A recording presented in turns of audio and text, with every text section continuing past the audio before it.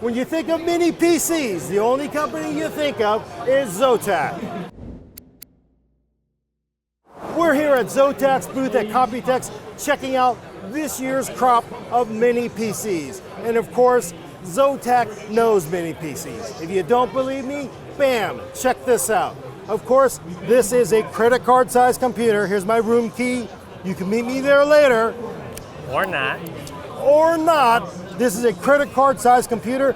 This has actually been out before, but it's now updated with the latest dual core Apollo Lake Intel processor. It has two USB-C ports for video output, not for power. There's actually a dedicated power port, and they in fact made sure to make it different so you couldn't blow the thing up.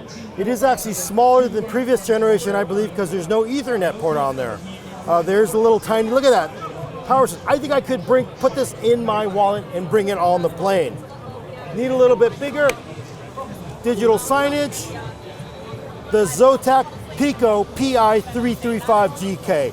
Intel N4100, which is a quad core, I think, Apollo Lake part. HD 600 graphics. UHD 600. Let's show it off a little bit.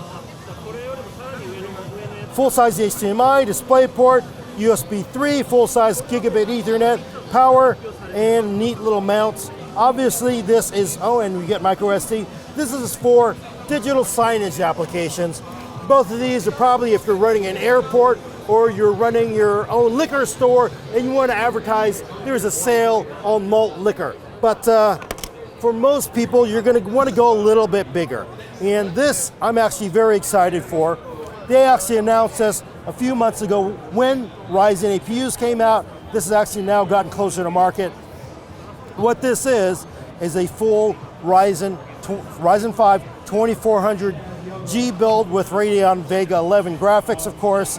You get your analog head, you get your media ports, you get USB-C on back, you get Ethernet, USB, DisplayPort, HDMI. Of course, there's no GPU because it's actually integrated into the AMD GPU, into the AMD CPU. Zotac says this baby they're actually going to sell as an almost complete package, semi-bare bones. The CPU will actually come with it, that Ryzen 5. You'll add your own memory, your own M.2 slot. What kind of gaming can someone do on that So guy? this is, Ryzen 5 2400. So, you're going to get decent 720p high, 1080p low, maybe medium, depending on the vintage of the game. But, it's a great platform for AMD's Ryzen. I know a lot of people are going to go, it must be that STX form factor that Intel's been pushing.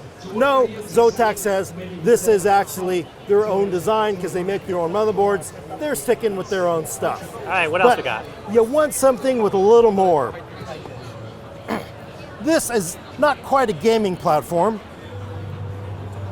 It's a Zotac ZBox ZI660 Nano. Looks like a Wi-Fi router. Looks like a Wi-Fi router because it does have Wi-Fi.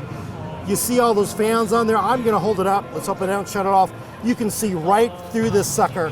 This is a completely passively controlled computer. Inside, quad core, Kaby Lake R, UHD 620 graphics.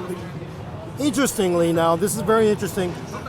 Instead of an M.2, Zotac said they went with a standard 2.5 inch drive, and I think I know why. M.2, you warm them up, performance drops off a cliff. This is passively cooled, just sitting here. It is actually running this right now. It's putting off a little bit of heat. So you're not gonna really wanna put an M.2 down on the motherboard and overheat the sucker. But, okay, you're Gordon, yeah, that's cool.